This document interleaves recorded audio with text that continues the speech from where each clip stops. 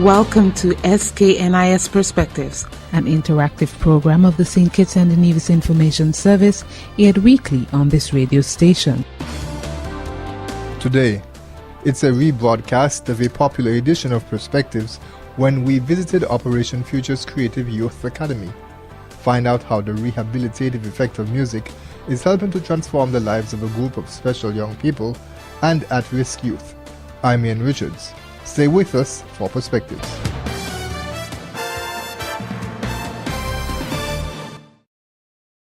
Thank you for joining us.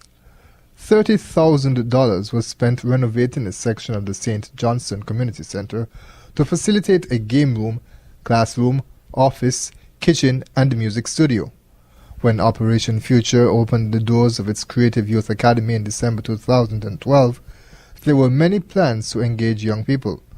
1 month later, it was the venue for a music and video training workshop. Constable Lawson Percival is the president of Operation Future. What's been happening since then? It looks like a lot.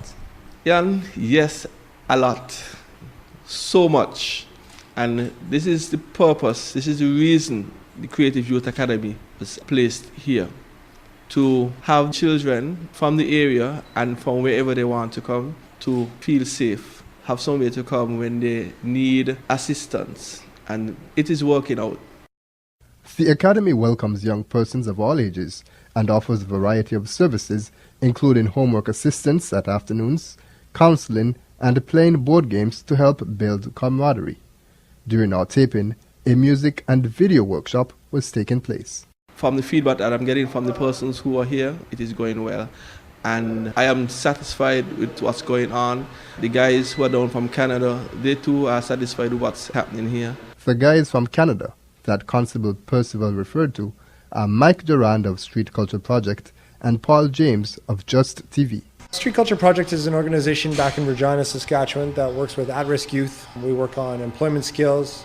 We do a lot of housing. We have the first youth shelter in Saskatchewan that was built in Regina.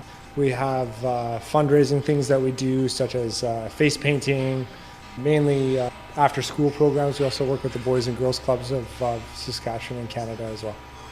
Well, Just TV and the Hip Hop Academy in Winnipeg, Manitoba, Canada are programs designed to entice young at-risk youth, and by at-risk I mean at risk of joining a gang, into creative endeavors such as music, video, multimedia, web design. Anything that they want to do, we facilitate that. Durand became involved with Operation Future due to the similarities between both programs. I was working for a program called Regina Anti-Gang Services about 3 years ago when I had this telephone call where a man said that there was a guy from the Caribbean wanting to talk to me about gangs. And I said, oh, whatever, I'll be by there in a bit. No, he really needs to talk to you right now is what they said. So I got to my office, and that was where I first met Dan McMullen. And we talked about the gang situation in Regina, and he really liked what I was doing, using the audio-visual arts to get through to my guys, to get them into the studio. And then after that, once we got them working on things, we were able to do some things like life skills and job readiness skills and things like that. So it's kind of my hook to get them through the door. Then I came down here to St. Kitts 2 years ago for the first gang conference with the chief of police and one of the provincial court judges. My director and two of my gang members came down here as well, my ex-gang members. We facilitated and helped with that conference, and I enjoyed my time here thoroughly. And then I got an email about 6 months ago saying that this place was starting to come together, and I was really happy when Dan sent me the video of everything that you see around us, all the instruments and the guitars and the recording equipment. He says, now you got to come down and help us learn how to use it. And I would sign me up, man, I'm there. So I booked some vacation time at work and volunteered my time and come down here, and it's been great. James's path was more indirect and, in fact, can be described as a twist of fate. Well, my partner Addison Sandy, whose dad is from Trinidad, lives in Winnipeg, and he actually started the Hip Hop Academy way back in the day, about 6-7 years ago. And Just TV grew out of the Hip Hop Academy, and I came and brought the video side to it, and he focused on the music. But I'm also a trained music engineer. And Addison was originally supposed to come down here. He met up with Dan and Mike, and he asked me to come down to shoot a documentary about this place and about what the work that's being done here. And unfortunately, he got sick. So he couldn't come, but he's better now, thank God. But he couldn't be here. So I'm here representing and doing the best that I can. The duo from Canada set about working with local persons. They facilitated 2 sessions per day, engaging young adults in the afternoon and the more matured individuals during the evening. They used the instruments at the academy, the ones that produce music, and those that record it in their sessions. Mike and I have been training the volunteers on how to use all the software, Pro Tools, Reason, how to make beats and how to record music and how to mix, and then we take them and show them Final Cut 10. And so they're getting hands-on training on how to ingest the video and manipulate it. Dan had sent me an email up in Canada with Java performing on opening night of the center here. And so I saw it and I kind of had an idea of what we wanted to do for the song. And I started laying down the drum beat, and then Paul, he knows reggae fairly well, and started putting in a little bit of the music. And then Java came in, and as soon as they heard the track, you could see the smiles on their faces, and we hopped in the booth and away we went, you know. They came up with the idea of the Crips and the Bloods, with the 2 kids fighting and pushing them apart, you know, like very much involved in the whole process. And Paul and I are just kind of here to guide what they do. So they help with all the camera work, all the lighting, that kind of thing. And Paul and I just kind of piece it together. And I think it's going to be in very capable hands after we leave, so that we're able to see more of this stuff and wrapping a positive message. So that's good.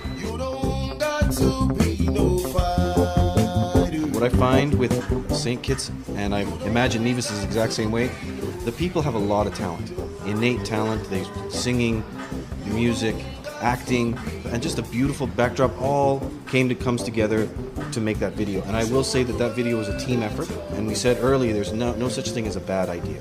So everyone put in their 2 cents and said, hey, why don't we try this and why don't we do that, and we all worked for the unified goal, and that's the result. Peace and love me country, preach and teach, but no fire out the road, just a creep and bleach. No love see me better than my life 6 feet, just a face for the God, me no life is sweet. I saw one of the videos that was done, and it brought tears to my eyes. I'm going to be very, very honest with you. Knowing that this came out of Creative Youth Academy was put on by Operation Future, so I am very pleased. The Academy has been open for just over a month, and like you mentioned, we've seen the quality of work that has been done already. Was it surprising to you that you could accomplish something like this in such a short space of time? That is why when I saw the first video, it made me feel a sense of pride and joy knowing that I am a part of something like this. Right? So I would say, yes, in the short space of time, but I'm not surprised because I always say, Operation Future, we always go big and we always get things done.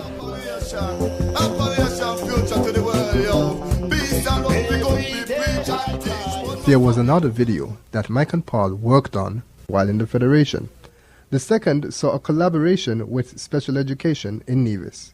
We wanted to take aspects of the students' life in special education, what they had done, what they are doing right now, and to really highlight that in a song. So last week we took all the videos on location in different areas of Nevis, and today we're here to work on our vocals. Violet Clark is the principal of the special education unit in Nevis.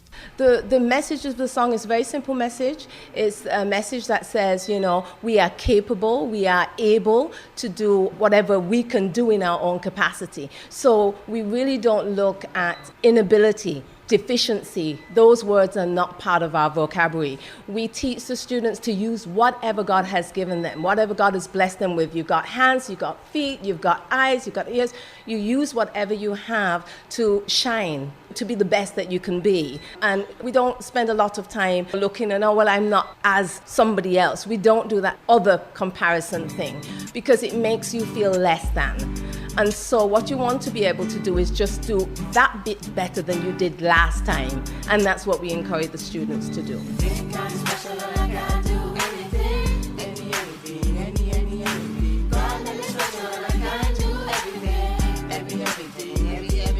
They've done a lot of work writing a song and did a lot of work over in Nevis coming up with, I think, a really good song. And so they came very well prepared, very well tutored, and very well versed in their song, and it took us probably from 10 till 1 in the afternoon to finish the song. And I think it's great. It's I Can Do Anything, I think is the title of it. And I understand that two of the youth are in the Special Olympics, which is pretty cool. But we are efficient. try to involve everybody. Our school is very small. We've got 24 students on roll. We have a very small community, and we are a very tight community. When we do things, we tend to do things together. So the teachers that are not here represented, they would have been involved in some way, getting the students prepared, making sure they look good and all of that. You know, we're all always involved in a very collective way. We are absolutely thrilled to be on this project with Operation Future.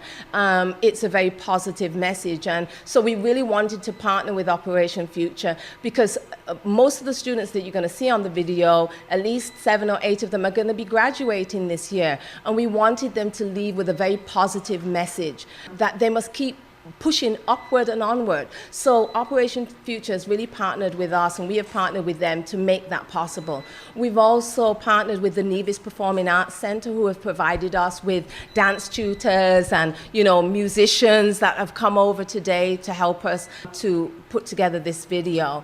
Obviously, we're a public school, so our education department have been very supportive of the students when they're out performing. They too also provide a music instructor that comes and, you know, is able to practice the students and be able to work out the song with them. So everything is very collectively done. You have to be able to partner with those in the community because these are our community students right here. They're our children. And so when we do things, we like to involve the community. The entire process of writing and recording the song and the video has had a tremendous impact on students. Ms. Clark told us that the students' excitement level bubbled to the surface even before they had a clear sense of what was being proposed during the initial discussion between the school and Operation Future. I explained to them what the program would be about, and they were absolutely ecstatic. They wanted, can I write down my name? And because they were very excited about it, because music is something that resonates with all of us. It's a way in which we can express ourselves. And when you sometimes have difficulty with language and in terms of levels of communication and everything, music is a very strong communicator. And we have students that are hearing impaired, they have processing difficulties, but yet music goes beyond that. The transformational power of music was a key point also brought out by Mike and Paul. It is a common tool that they use to engage at-risk youth back in Canada. The first time that I was introduced to Paul's program, the Just TV program up in Winnipeg, I was at a conference on gang violence in Winnipeg. And this group came up and they played this video. It was called Dry Your Eyes. 3 First Nations boys that were just getting out of the Stony Mountain Penitentiary. And it kind of talked about some of the things that they had gone through and the struggles that they'd gone through, and it really touched my heart. So I wanted to get into seeing how this was made. I thought this is such a great way to speak to people. You know, music I've always found is a very universal language, and it can really carry a message. And that message can be a bad message. So if you listen to the gangster rap, when they're talking about, committing crimes, doing drugs and doing all those things, that can have a very negative influence on a culture. It can have a very negative influence on young people.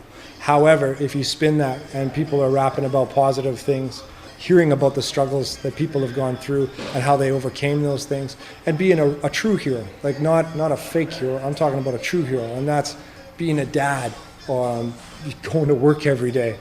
The little things like that, taking time to hug your mom. These are things that make a man, not how much stuff he can acquire. So these guys, when I look at this video and I go, here are 2 guys from prison that are saying, you don't have to do this lifestyle, you don't got to be a fighter, you don't have to be a criminal. And I think that that's a really, really powerful message. These kids on the street who are at risk of joining a gang or maybe in a gang aren't going to listen to me or you or any authority figure at all. They're not going to listen to the police. They're just not going to. They're going to nod their heads and say they're listening, but nothing's going to change. But who they will listen to are guys who have been in a gang and maybe have committed serious crimes, but they're in for a long time and they know it's a terrible place. So they can come out and they can look at these guys and say, you don't want to do this. I know, don't do it. I'm living in hell right now. Do not.